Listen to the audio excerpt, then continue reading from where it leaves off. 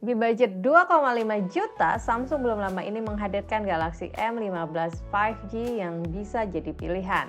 Tapi, apakah Galaxy M15 5G ini bakal pas sama kebutuhan kamu?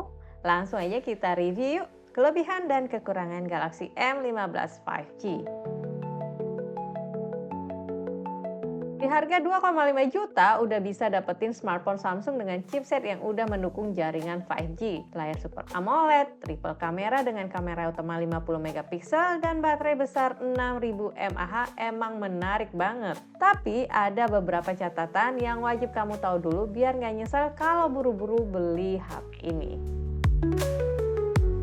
Di seri Galaxy M15 5G ini, Samsung menggandeng game Free Fire untuk berkolaborasi bareng. Selain sleeve packing box dengan tema Free Fire, ada bonus in-game Free Fire, YouTube Premium, dan Starter Pack Axis dengan free kuota selama periode promonya. Menarik ya?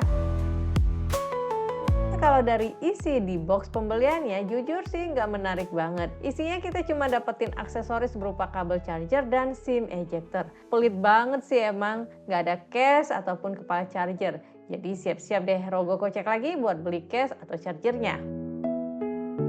Selama unboxing smartphone ini cukup excited dengan desainnya. Punya looks yang unik dengan desain bodi yang agak melengkung. Finishing back bodinya punya glass look meskipun berbahan polikarbonat. Desain 3 kamera utamanya dibuat sejajar vertikal menyatu dengan bodinya. Tapi excitementnya nggak bertahan lama karena back bodinya ini ternyata gampang banget kotor karena jejak jari. Padahal desain warnanya oke banget loh. Ketika kena pantulan cahaya ada motif garis kotak berwarna silver. Stylenya back to Y2K Millennium Age gitu. Bodi sampingnya juga berbahan polikarbonat dengan finishing metal feel. Yang menarik, di seri Galaxy M15 5G ini masih bisa kita temukan audio jack 3,5 mm. Dan SIM card tray-nya support hybrid slot yang mendukung micro SD card hingga 1 tera. Tombol powernya jadi satu dengan fingerprint reader, jadi posisinya agak ke dalam gitu ya. Begitu dinyalakan, agak kecewa lagi sama desain layarnya. Masih pakai desain notch yang jadul banget. Bezelnya juga cukup tebal, terutama di bagian bawahnya. Kayaknya di tahun 2024 ini Samsung harus udah mulai ninggalin desain drop notch alias Infinity U display-nya ini. Tapi yang cukup mengobati kekecewaan dari desainnya adalah layar Super AMOLED-nya yang ternyata jernih bang. Resolusi Full HD Plus dengan kepadatan pixel dan tingkat kecerahan layarnya yang tinggi. Refresh rate layarnya mendukung adaptive refresh rate hingga 90 Hz. Dicoba buat nonton streaming Netflix atau YouTube, gambarnya tajam karena selain punya layar Super AMOLED yang jernih, smartphone ini juga mendukung Wideband L1 HD streaming. Buat scroll timeline sosmed, menu, atau galeri, displaynya smooth banget. Buat main game juga oke, karena selain gambarnya detail, touch sensitivity-nya juga responsif. Experience yang smooth dari Galaxy M15 5G ini juga adalah berkat dukungan chipset Dimensity 6100 Plus dari MediaTek yang digunakan di smartphone ini. Chipset ini menggunakan octa-core processor up to 2,2 GHz. Kalau dibandingkan, chipset ini cukup mendekati Snapdragon 695 5G. Efisiensi core-nya sedikit lebih cepat, namun performa grafisnya sedikit di bawahnya.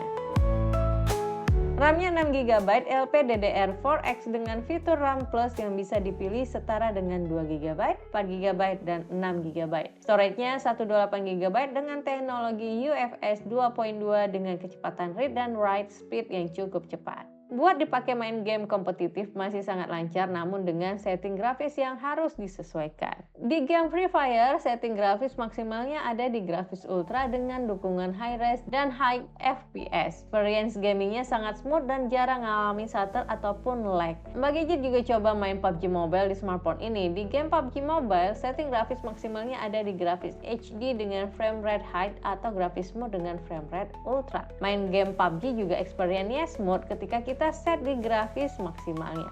Oh ya, gyroscope-nya hardware ya, jadi kita bisa aktifin scope dengan bantuan sensor gyroscope tanpa delay. Main game racing atau AAA juga masih cukup nyaman meskipun setting grafisnya harus disesuaikan. Dari beberapa hasil tes benchmark bisa dibilang di kelas harga 2,5 jutaan, Galaxy M15 5G masih sangat sebanding dari segi price performance meskipun bukan yang terbaik.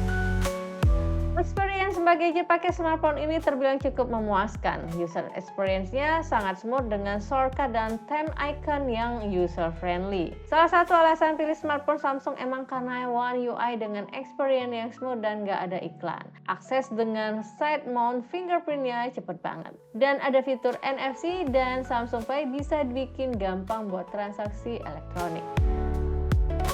Yang bikin puas pakai smartphone ini adalah kualitas dari kameranya. Galaxy M15 ini punya kamera utama 50 megapiksel f1.8, kamera ultrawide f2.2, dan kamera makro 2 megapiksel f2.4 dengan dukungan PDAF dan auto HDR. Kalau dibandingkan sama beberapa pesaing di kelas harganya, kualitas kameranya terbilang lebih baik dengan detail yang tajam dan dynamic range yang luas ketika capture foto dengan bantuan HDR. Warna terlihat lebih vibrant tapi tetap natural. Hasil foto dengan kamera ultrawide-nya juga bagus meski terkadang saturasi warnanya kurang konsisten. Mungkin di beberapa shot AI-nya kurang maksimal ketika memproses gambar. Foto potret hasilnya juga memuaskan. Objek utama terlihat detail dengan separasi background blur yang rapi. Cukup puas foto-foto dengan Galaxy M15 5G ini.